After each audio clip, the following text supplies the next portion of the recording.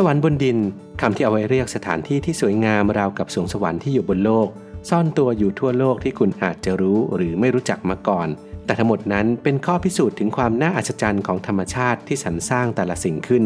มาติดตามกันได้ใน7 สวรรค์บนดินที่ซ่อนตัวอยู่ทั่วโลกครับ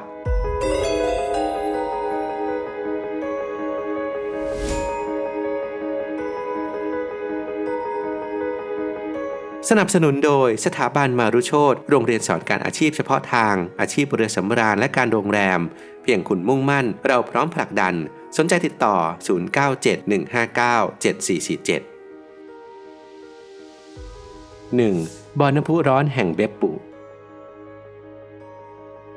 บ่อน้ำพุร้อนเบปปุเป็นแหล่งน้ำพุร้อนที่ใหญ่เป็นอันดับ2ของโลกและเป็นบ่อน้ำพุร้อนหลากสีที่มีทั้งหมดจำนวน8บ่อด้วยกันโดยเบปปุนั้นเป็นสถานที่ขึ้นชื่อภายในจังหวัดโออิตะประเทศญี่ปุ่นโดยคนที่นั่นจะเรียกที่แห่งนี้ว่าจิโกกุเมกุริหรือที่แปลว่าบ่อนรกนั่นเองโดยแต่ละบ่อน้ำพุร้อนนั้นก็จะมีลักษณะและสีของน้ำที่แตกต่างกันออกไปซึ่งบ่อน้ำพุร้อนทั้งหมดเกิดขึ้นจากธรรมชาติโดยผ่านเวลามานานกว่า 1,000 ปีนอกจากนี้หลายคนที่เคยไปยังกลับมาเล่าอีกด้วยว่าที่บ่อน้ำพุร้อนแห่งเบปปุแห่งนี้นั้นมีทัศนียภาพล้อมรอบที่แสนสวยงามทั้งบ่อน้ำพุร้อนหลากสีและธรรมชาติที่ล้อมรอบบริเวณนั้นเรียกได้ว่าเป็นสวรรค์บนดินย่อมๆบนโลกเลยทีเดียวครับ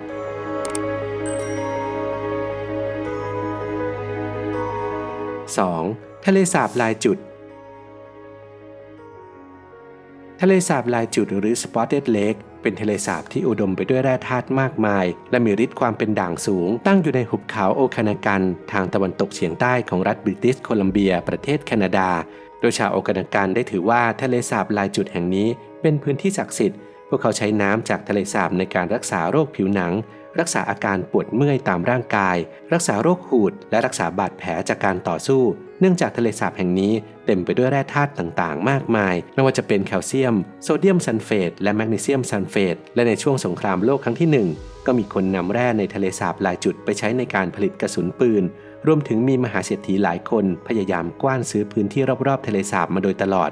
ทำให้รัฐบาลแคนาดาประกาศให้ทะเลสาบลายจุดนั้นเป็นพื้นที่ทางวัฒนธรรมและนิเวศวิทยาที่ได้รับการคุ้มครองและมีการกั้นและกำหนดการเข้าพื้นที่ของนักท่องเที่ยวแต่นักท่องเที่ยวก็ยังคงสามารถเข้าไปชื่นชมความงามของทะเลสาบแห่งนี้ได้อยู่เช่นเดิมครับ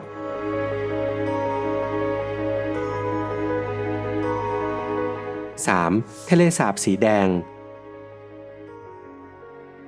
ทะเลสาบสีแดงแห่งเมืองผานจินนั้นตั้งอยู่ในเมืองผานจินมณฑลเหลียวหนิงในประเทศจีนเป็นพื้นที่ชุ่มน้ำที่ใหญ่ที่สุดแห่งหนึ่งของโลกและเป็นที่รู้จักกันดีในเรื่องของภูมิทัศน์ที่สวยงามสุดลูกหูลูกตาเพราะสาหร่ายสีแดงซูไอด้าที่ขยายพันธุ์จนเต็มหนองน้ำซึ่งเจ้าสาหร่ายตัวนี้จะเติบโตและมีสีเขียวสดในฤดูร้อนพอในฤดูใบไม้ร่วงเจ้าสาหร่ายตัวนี้ก็จะเติบโตเต็มที่และกลายเป็นสีแดงทั่วทั้งบึงครับ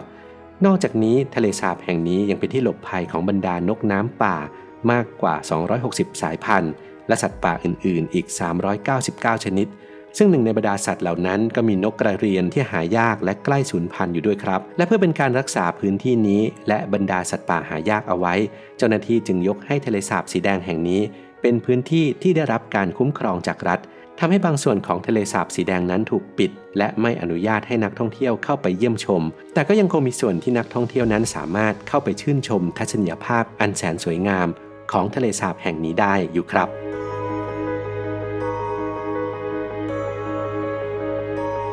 4. สระว่ายน้ำปุยฝ้ายปามุกคาเล่เป็นหนึ่งในสมบัติทางธรรมชาติและประวัติศาสตร์ที่สำคัญที่สุดของประเทศตุรกีตั้งอยู่ในหุบเขาแม่น้ำเมนเดเรสที่มีอากาศอบอุ่นเกือบตลอดทั้งปีอีกชื่อหนึ่งของที่แห่งนี้นั่นก็คือคอตตอนแคสเซิลที่ได้มาจากการที่แห่งนี้เป็นแอ่งน้ำสีขาวขนาดใหญ่ที่ลดหลั่นกันมาเป็นชั้นๆพร้อมด้วยน้ำทะเลสีฟ้าครามในแต่ละบ่อโดยแผ่นดินไหวก่อให้เกิดเป็นบ่อน้ำพุร้อนเหล่านี้ตั้งแต่เมื่อหลายพันปีก่อนน้ำที่อุดมด้วยแร่ธาตุทั้งแคลเซียมแมกนีเซียมซัลเฟตและไบคาร์บอเนตจึงผุดขึ้นมาครับและด้วยความที่ลานหินทราเวอร์ทีนของปามุกคาเล่นั้นมีสีขาวบริสุทธิ์เมื่อมองจากที่ไกลจึงดูเหมือนสถานที่นี้ถูกสร้างขึ้นมาจากน้ำแข็งและหิมะนั่นเองผู้คนต่างก็ยอมรับว่าปามุกคาเล่แห่งนี้ เป็นพื้นที่ที่เป็นมรดกโลกทำให้ทุกคนยินดีที่จะได้เดินแค่ตามทางเดินเท่านั้นเพราะนักท่องเที่ยวจะไม่ได้รับอนุญาตให้ลงไปถึงบ่อน้ำแต่ละบ่อเพื่อเป็นการบำรุงรักษาสถานที่แห่งนี้เอาไว้นั่นเองครับ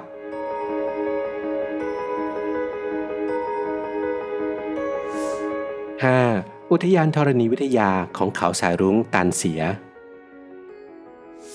อุทยานทางธรณีวิทยาเขาสายรุ้งตันเสียนั้นเป็นแนวเขาที่มีลวดลายเป็นริ้วสีที่เกิดขึ้นเองโดยธรรมชาติโดยเทือกเขาแห่งนี้นั้นประกอบไปด้วยหินทรายและแร่ธาตุต่างๆมากมายที่เกิดขึ้นมาจากการเคลื่อนตัวของเปลือกโลกเมื่อ 24 ล้านปีก่อนและเทือกเขาแห่งนี้ยังแผ่กระจายไปทั่วทั้ง 116 ถึง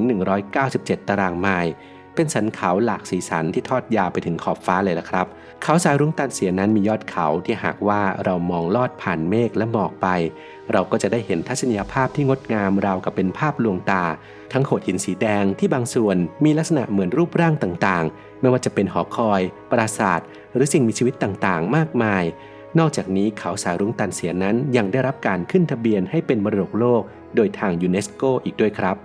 ปัจจุบันที่นี่เลยกลายเป็นจุดท่องเที่ยวที่มีชื่อเสียงที่สุดของเมืองเลยมีการสร้างบันไดและทางเดินขึ้นเขาเพื่อให้นักท่องเที่ยวได้สัมผัสกับวิวทิวทัศน์ที่สวยงามราวกับภาพตัดต่อนี้ได้นั่นเองครับ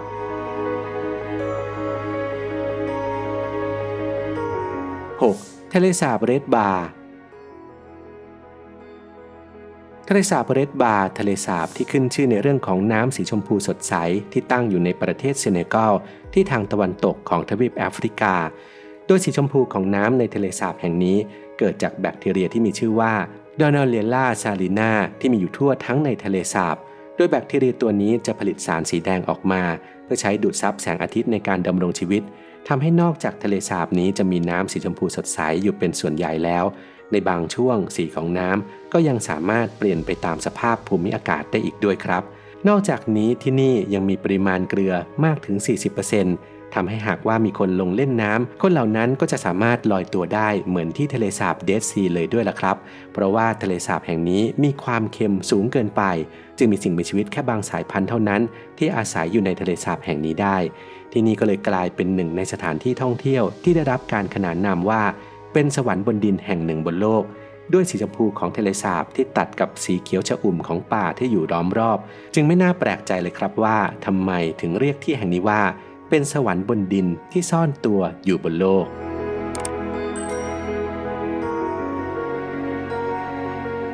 7. อุทยานแห่งชาติเลงคอยมารังเงงซิสอุทยานแห่งชาติเลงคอยมารังเงงซิสหรือผ้าปูที่นอนแห่งมารันยาวหนึ่งในสถานที่ที่มีเอกลักษณ์และมหัศจรรย์ที่สุดแห่งหนึ่งในโลกโดยตั้งอยู่ในรัฐมารันยาวในประเทศบราซิลเป็นเนินทรายสีขาวที่เกิดจากการกัดกร่อนของลมและฝนที่ทำให้มันมีลักษณะเป็นแอ่งและหล่อนคลื่นที่สวยงามโดยเฉพาะในหน้าฝน